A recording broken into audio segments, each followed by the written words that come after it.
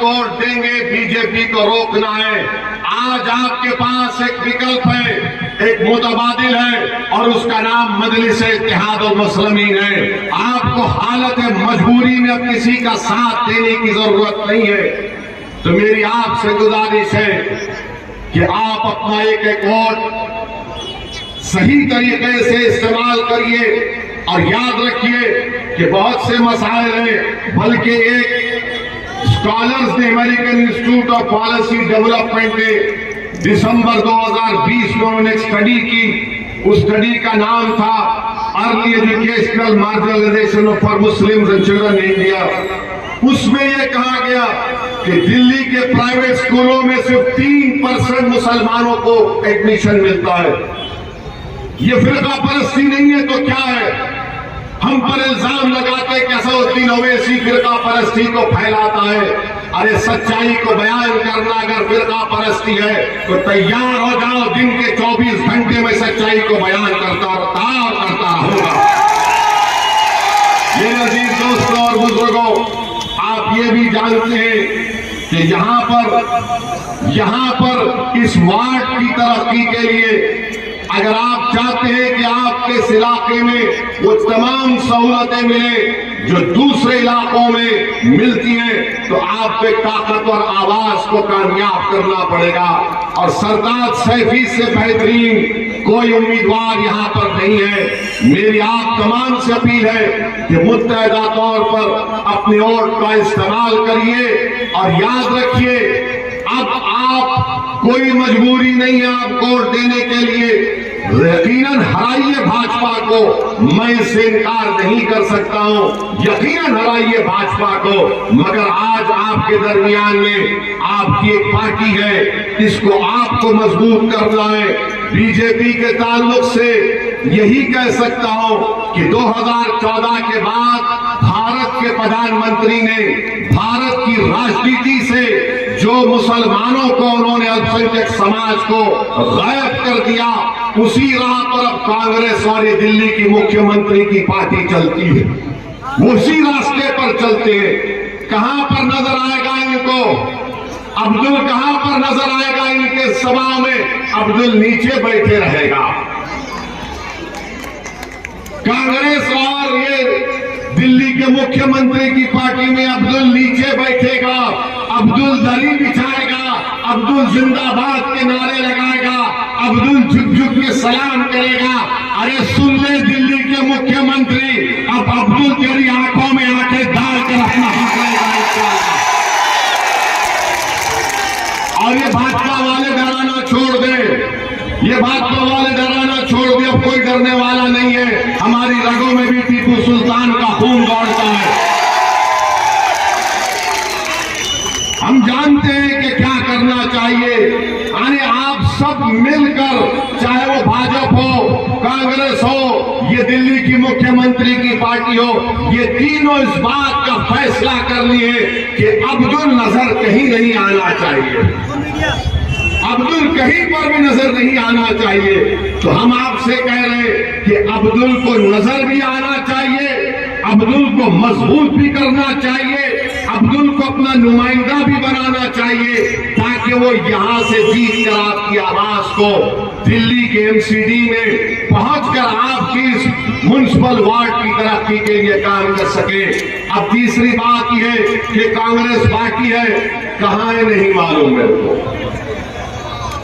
मैं अभी एक वीडियो देखा जो कांग्रेस के बाबा पूरे देश में फिर रहे हैं, पैदल चल रहे हैं। किसी ने मुझे वीडियो दिखाया कि बाबा दिखा रहे हैं कि कैसे आरएसएस से मुकाबला करना है। तो बाबा के बच्चे को बिठाते हैं, वो समझो रुकू में बैठते ना, सजदे में, वो बिठा के बोले 3 लोगों को बोले ढकलो उसको, इससे आरएसएस हार जाएगी। बाबा क्या आइडिया है आपका? अब मालूम हुआ कांग्रेस क्यों पिटती है। तो कांग्रेस को वोट देना वोट खराब करने के बराबर है। मुख्यमंत्री दिल्ली की पार्टी को वोट देना बीजेपी को वोट देने के बराबर है। आप देख लीजिए दिल्ली के मुख्यमंत्री के कितने बयानात आपके सामने हैं।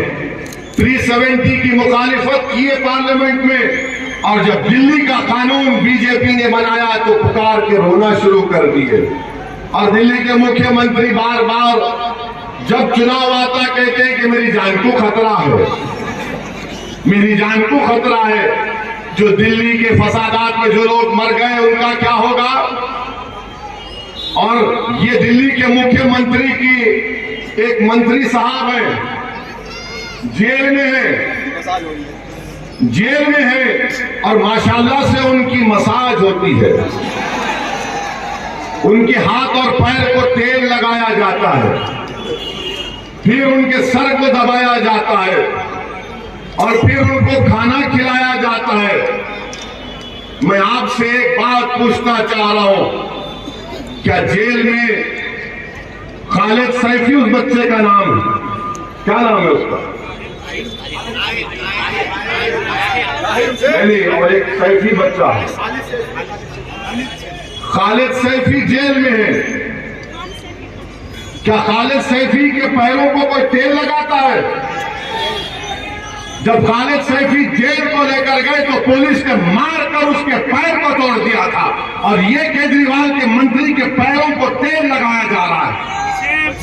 अब आपको फैसला करना है कि जेल में है तो मसाज किया जा रहा है, और ये बच्चा सैफी जेल को जाता है तो उसको पैर को तोड़ दिया जाता है। जेल में सड़ रहे हैं हमारे बच्चे, मासूम है, जेल में सड़ रहे हैं, और ये मंत्री है तो जेल में आराम कर रहा है। ऐसा लग रहा है कि जेल में नहीं है कि हॉलिडे रिसोर्ट में है। हम भी जेल गए, मैं 5 मरतबा जेल को गया हूं, मुझे जेल में ऐसा ट्रीटमेंट नहीं मिला। जेल का खाना खाना पड़ता था, खाने खाते हम लोग, मगर ये ऐसा मंत्री है कि जेल में है मगर पूरी उसको चीजें मिल रही है। आप अंदाजा लगाइए कि क्या आप जेल में हैं या वो जेल में है। आप खुली सांस में रह रहे हैं मगर कोई सहूलतें आपको नहीं है इस वार्ड में। वो जेल में है, उसको पूरी सहूलतें मिल रही है। मेरे अजीज दोस्तों और बुजुर्गों, फिर से आपसे अपील कर रहा हूं, क्योंकि मुझे आज 4-5 मुकामात पर जाकर वहां पर सवाल करना है। मेरी आपसे एक ही गुजारिश है कि पतंग के निशान पर बटन दबाकर आप अपनी क़यादत को, अपनी लीडरशिप को मजबूत करिए, अपनी आवाज को मजबूत करिए। मैं आपको बता रहा हूं कि मेरी तकरीर सुनकर चले जाएंगे जरूर आप, मगर नाम लेकर तमाम मुसलमानों को बदनाम किया और कहा सुपर स्प्रेडर है।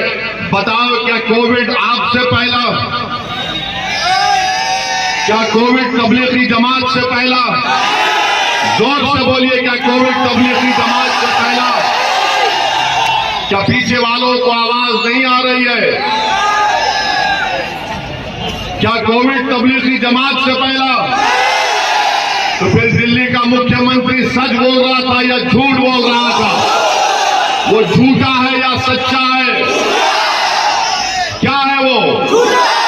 तो झूठे का साथ देंगे या सच्चे सैफी का साथ देंगे?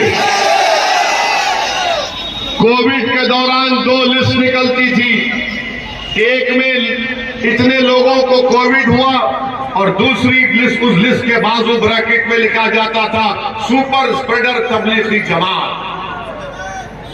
ये शख्स बदनाम किया पूरे मुल्क में। इसकी वजह से मुसलमानों में, आम भारत के लोगों में नफरत पैदा हुई, गलतफहमी पैदा हो गई। इस शख्स के इस घिनौनी हरकत की वजह से पूरे मुल्क में मुसलमानों को शक की निगाहों से देखा गया। मेरे अजीज दोस्तों और बुजुर्गों, ये असली चेहरा है दिल्ली के मुख्यमंत्री का। इसका दूसरा चेहरा आपके सामने रख रहा हूं। एफआईआर दर्ज कराया इसने, तबलीगी जमात के ऊपर मरकज को बंद करवा दिया, और कोर्ट में जब मुकदमे गए तो कोर्ट ने तमाम इल्जामात से तबलीगी जमात को बरी कर दिया। सब के सब झूठे साबित हुए। इसने एफआईआर दर्ज कराया तबलीगी जमात पर। अरे जब दिल्ली में फसाद हो रहा था तो दिल्ली का मुख्यमंत्री किसी पर एफआईआर दर्ज नहीं कराता। तबलीगी जमात पे कहता है कि मैं एफआईआर की कंप्लेन कर रहा हूं, मगर अब दिल्ली में हिंदू और मुसलमानों में नफरत की आग भड़क गई।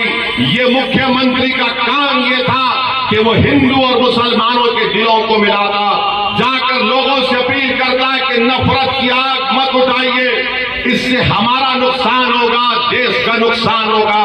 मगर दिल्ली का मुख्यमंत्री क्या करता है, अपने तमाम प्यारों को लेकर गांधी की समाधि राजघाट पर जाकर अपनी जबान और आंखों को बंद करके बैठ जाता है। ये इसका काम है।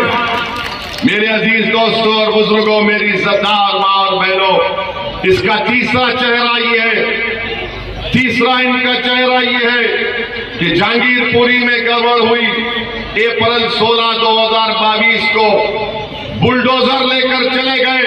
इसी दिल्ली की केजरीवाल की सरकार ने, पीडब्ल्यूडी के डिपार्टमेंट ने बुलडोजर किए थे वहां पर के जाओ जाकर तोड़ो, और जब तोड़ा गया तो उसके 3-4 घंटे के अंदर मैं और कलीम साहब वहां पर पहुंचते हैं। तो दिल्ली का मुख्यमंत्री कहता है क्योंकि वहां पर बसने वाले भारत के हैं, बंगाली जबान बोलते हैं, इसने कहा कि ये बांग्लादेशी और रोहिंग्या अच्छा हुआ तोड़ दिए। क्या आप ऐसे शख्स को वोट देंगे जो आपकी वफादारी पर शक करता है? बंगाली बोलने वाले भारत के लोग थे और हैं वहां पर, तो कहा गया कि ये रोहिंग्या और बांग्लादेशी बुलडोजर भी जा दिया वहां पर।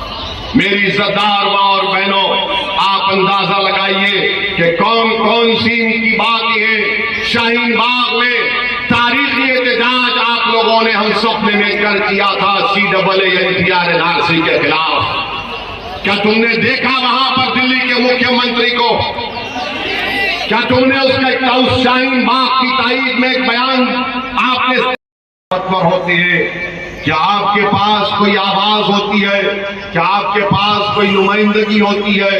तो मेरी इज्जतदार मां और बहनों, मेरे बुजुर्गों और मेरे गयूर नौजवान साथियों, याद रखो, ये एक बेहतरीन मौका आपके पास है कि आप अपने वोट से यहां से मजलिस के उम्मीदवार को कामयाब करके एक पैगाम दीजिए उन लोगों को जो ये समझते हैं कि अल्पसंख्यक समाज को बीजेपी से डराया जाए और वो खामोश बनकर अपने वोट का इस्तेमाल बीजेपी को हराने के लिए करते हैं।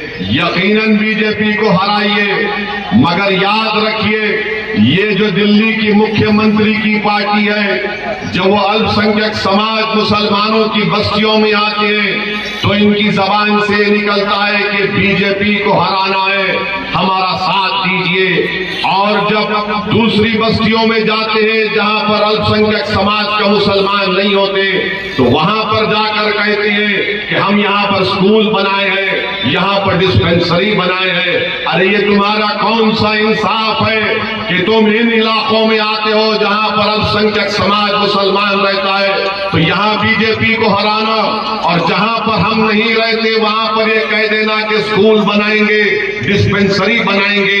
ये इम्तियाज को आपको समझने की जरूरत है, ये नाइंसाफी को आपको समझने की जरूरत है।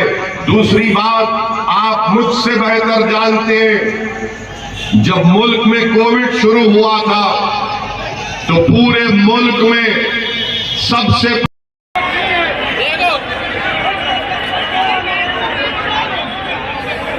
बिस्मिल्लाह